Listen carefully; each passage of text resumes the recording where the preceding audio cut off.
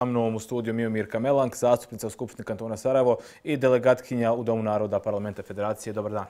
Dobar dan, hvala vam na pozivu da gostujem u vašem programu. Da počnemo sa onim najinteresantnijim za televiziju Sarajevo, kantonalnu televiziju. Imali smo priliku prošle sedmice gledati Skupštinu, zasjedanje do 10 sati. Sada bitan zakon koji je došao na red, to je zakon o odgoju i obrazovanju u srednjim i osnovnim školama kantona Sarajevo. Već smo i razgovarali sa ministricom, čuli smo neke i zamjerke za taj zakon, kao što je obavezno pohađanje srednje škole i slično. Kakav je vaš stav? Jeste li zadovoljni sa svim onim što bi uskoro trebalo doći na dnevni red Skupštine? Pa šta da kažem, dugo se radi ovaj zakon, zaista.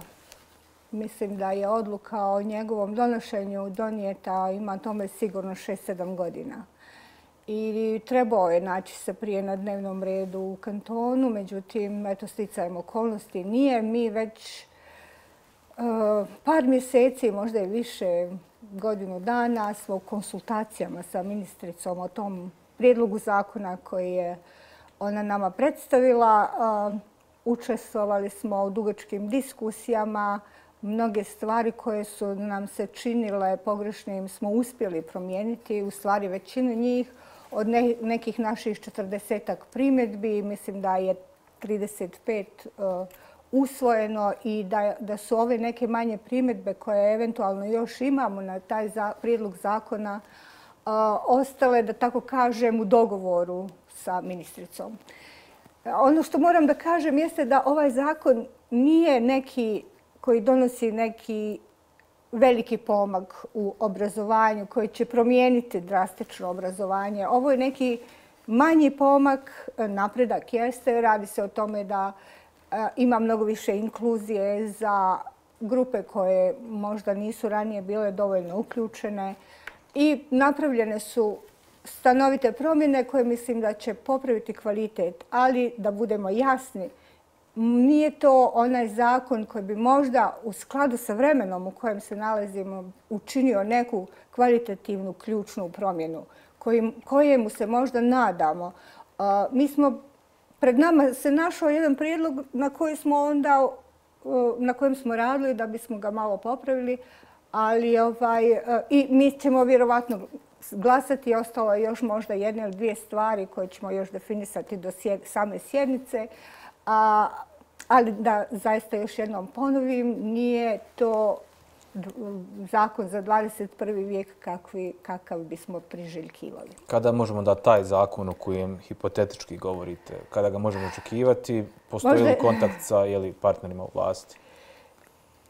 Mi neprestano razgovaramo o tome šta su modaliteti, kako bismo mogli popraviti obrazovanje. Potrebno je obrazovanje osloboditi stega, potrebno je pružiti priliku djeci da se razvijaju slobodne ličnosti, da nisu ograničena i način na koji se djeci prenosi znanje je također pod upitnikom. Naša tradicija obrazovanja je drukčija od one koja bi možda bila potrebna u 21. vijeku, neko brže obrazovanje koje se lako prilagođava potrebama tekućeg znanja i tekućim tehnologijama je nešto što je nužno. Ne znam da li smo u ovom trenutku proizvesti možda takve ključne promjene. Mislim da je bolje ići polako i studiozno i mijenjati ono za što smo sigurni da neće pokvariti neko obrazovanje koje je pred nama, pred djecom i ono što oni uče, a da poslije nismo u stanju to popraviti. Ali mislim da je to važno sada ne napraviti neku ključnu grešku. Sad bih ovdje pomenula ovu, sami ste rekli, obavezno srednjoškolsko obrazovanje kao neki argument kojem se protive neki. Ja stvarno ne mogu da vjerujem da se neko može protiviti srednjoškolskom obaveznom obrazovanju. Naš je prosjek obrazovanja u Bosni i Hercegovini jako nizak. U odnosu na evropske zemlje imamo nizak nivo i srednjoškolskog i visokog obrazovanja i poznato je da je stepen obrazovanja vezan sa dohotkom unutar jedne države i ukoliko povećamo stepen obrazovanja i učinimo obaveznim srednjoškolsko, time ćemo automatski utjecati na to da ćemo imati kvalifikovaniju radnu snagu koja će mnogo lakše nalaziti zaposlenje no što je to sada slučaj. Da, i spomenuli smo upravo to da će ovaj zakon biti prva tačka nakon nastavka, odnosno na nastavku. Ima li informacija kada možemo očekivati zasjedanje Skupštine? Pa evo danas smo razgovarali da možda to bude u naredne sedmice. Nismo sigurni zato što već sada ima različitih obaveza na različitim stranama zastupnici. Po nekim zastupnicima izgleda sjednice Skupštine nisu prioritet, nekima od nas zaista jesu. Ja praktično mogu svaki dan da dođem ako se zakaže sjednica, razgovara se o tome. Međutim, jedan od razloga koji čini ovaj rad izuzetno napornim, skupštinski rad, jeste i to što sjednice ponekad zaista dugo traju. Ja sam napravila neki pregled situacije i za 11. sjednicu na kojoj smo raspravljali i o izvještaju TV Sarajevo, ta tačka izvještaja o radu TV Sarajevo iz 2022. je trajala 5 sati i to je bio 5. nastavak 11. sjednice Skupštine. Ukupno je ta sjednica trajala 45 sati. Na zadnjem zasjedanju je bilo 74 diskusije. Od toga je 41 diskusiju imala opozicija i te su diskusije trajale 136 minuta. Hoću da kažem da mi nastavimo da nadoknadimo ritam. Pred nama je stalno nešto što smo propustili da uradimo u prethodnom periodu. U ovom nastavku imamo izvještaj o radu iz 2023. i programe rada za ovu godinu socijalnih ustanova, ustanova kulture, između ostalog i taj zakon o obrazovanju. Ali nikako da stignemo do onog momenta kada ćemo na vrijeme raditi te izvještaje o radu i na vrijeme raditi programe rada. Mislim da ćemo stići, nadam se, do izbora nekako taj tempo uskladiti sa onim što nam je stvarno potrebno. Da ostanemo još malo na kantonalnim temama. U subotu 22. nas očekuje još jedna povorka ponosa. Šta možemo reći u narednim minutama, šta možemo najaviti? Ove godine čini mi se da nije bilo toliko protivljenja kako iz pozicionih, tako i iz opozicionih stranaka za povorku. Meni je zaista drago da je povorka postala, da kažem, nešto normalno što se dešava u našem gradu i da su nekakva protivljenja i obstrukcije sve manje i vidimo da tu u stvari ljudi prihvataju sve više ovu vrstu izražavanja, da kažem, protesta LGBT zajednice. Povorka će se tradicionalno 5. put sada desiti u subotu 22. U 18 sati navečer će biti popodne, samo povorka, okupljanje prije toga ispred Zemaljskog muzeja.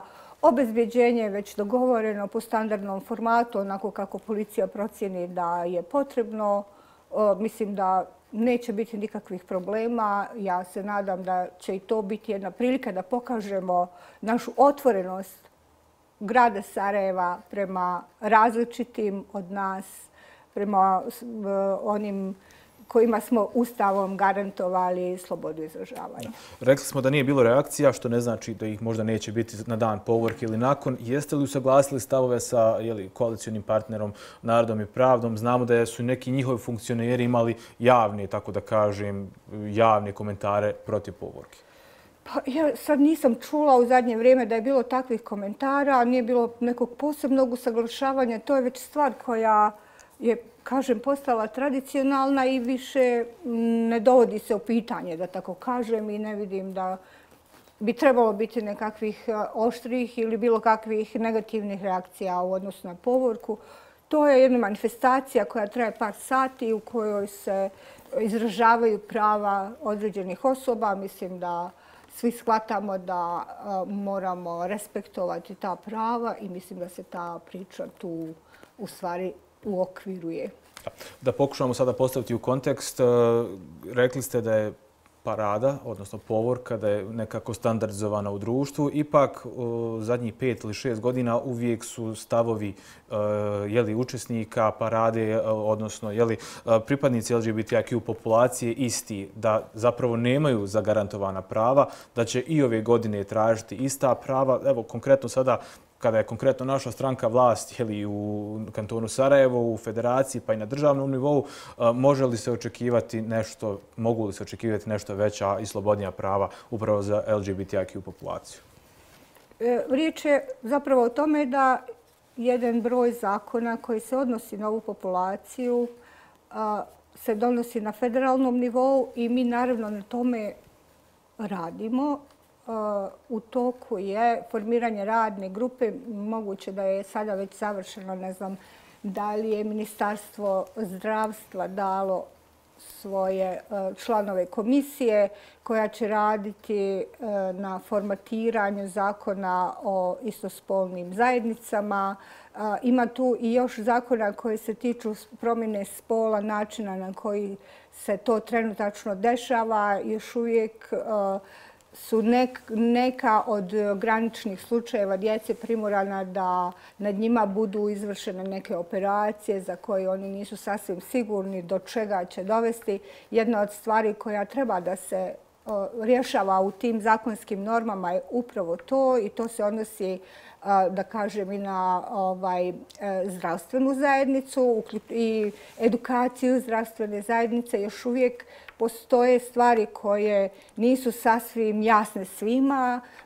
Mislim da je veoma važno da svi budu u tom smislu obrazovani, a u pravnom smislu ima zaista puno poteškoća s kojima se susreću osobe drukčijeg rodnog izražaja ili drukčijeg opredjeljenja i tu je svakako sklapanje istospolnih zajednica. Vi imate ljude koji dolaze izvana, koji su možda sklopili nekakve zajednice u zemljama Evropske unije. Ovdje nisu prepoznati, ne mogu da ostvare prava na osnovu tog svog zajedništva koja inače drugi parovi mogu i to proizvodi posljedice za njihovu finansijsku, za njihovu situaciju koja se tiče nasljeđa, za situacije koje se tiču bolesti i sve druge situacije u kojima inače ljudi dospijevaju živeći nekim zajedničkim životom. Kažete da se radi na zakonu. Kada ga možemo očekivati i očekujete li opstrukcije iz partnera u vlasti? Treba 51 zastupnik da izglasa. Nešto slično očekujete li da se može osigurati na federalnom nivou podrška za takav zakon? Ja sada, da kažem, mogu da poželim da do toga dođe i mogu da kažem da su naše intencije takve i da tražimo razumijevanje od naših partnera u vlasti. Nisam sasvim sigurna da li možemo imati podršku u ovom momentu, ali radimo na tome intenzivno, nastojimo da obrazložimo zbog čega se to dešava i šta je suština ove priče o pravima osoba iz LGBT zajednice. Najavio sam vas kao i delegatkinju u Domu naroda Parlamente Federacije. Na protekloj sjednici, čini mi se, usvojena strategija o suzbijanju nasilja u porodici. Znamo da smo imali skok takvih slučajeva koji su u javnosti i kroz medije postali jedno vrijeme fokus cjelokupne javnosti. Šta se može na tom polju više uraditi i gdje stojimo kada smo u pitanju, kada se poredimo možda sa nekim državama Evropske unije ili okruženja? Moram da kažem, ako je u pitanju statistika, da mi nismo mnogo različiti od zemalja u okruženju, pa čak ni od Evropske unije. Ali postoje određeni problemi kod nas. U ovom slučaju ja najviše znam o problema koji se tiču zakonodavstva. Sve ostale probleme koji postoje u svakom segmentu, socijalnom, sigurnosnom aspektu i tako dalje, treba da rade oni segmenti društva koji su za to specijalizovani. Mi smo specijalizovani za ove zakonodavni institucionalni dio i mi nastojimo da učinimo šta je moguće u institucijama Bosne i Hercegovine, odnosno Federacije, da bismo tu situaciju popravili. Detektovali smo nedostatke u okviru nekoliko zakona. U okviru krivičnog zakona smo detektovali da su preniske kazne, da nema dovoljno senzibiliteta prema žrtvama nasilja, da nasilnici dobijaju vrlo često preniske ili kazne koje nisu zatvorske i onda se često vraćaju u činjenje istih dijela. Zato smo tražili da se napravi izmjene krivičnog zakona i da se uskladi naš zakon krivični sa međunarodnim konvencijama i konvencijom o seksualnom nasilju nad ženama, Istanbulskom, i o seksualnom nasilju nad djecom, Lanzarote konvencijama. Zatim je potrebno donijeti novi zakon o zaštiti od nasilja u porodici koji također je u neku ruku, iako je relativno skoro donesen 2014. godine, tek je 10 godina u primjeni, ali se detektovalo da su neke sporne i slabe tačke i karike u tom zakonu koje treba mijenjati i onda smo odlučili, taj tekst je uskoro pred nama do kraja mjeseca juna. Ja se nadam da ćemo imati oba ova teksta, a ono što smo uspjeli uraditi najbrže jeste usvajanje ove strategije o zaštiti od nasilja u porodici koja je u stvari okvir koji će nam dati uputstva i smjernice za oba ova predstojeća zakona. Sad pred nama su izbori, nisam sasvim sigurna da li će to stići do izbora, ali svakako do kraja godine se nadam da ćemo imati kompletiran zakonodavni okvir za mnogo bolju situaciju u ovom području nasilja u porodici. Nadam se da će to nekako uticati na to da se prevenira nasilje u porodici, da ima više edukacije, počevši od vrtića i škola, preko svih ustanova obrazovnih, policijskih, sigurnosnih, socijalnih i svih drugih koji se bave ovom problemom. Znači, strategija prvi korak i 2 zakona koja ste spomenuli možda naredne godine, možda nakon izbora. Tako je. Možda do kraja godine. Ja vjerujem da je to neki okvir možda do kraja ove kalendarske godine da ćemo imati to. Gospođo Melang, hvala puno na izdvojenom vremenu. Hvala i vama. Poštovani gledatelji, zastupnica u Skupštini kantona Sarajevo, Miomirka Melang, bila je naša gošća u proteklim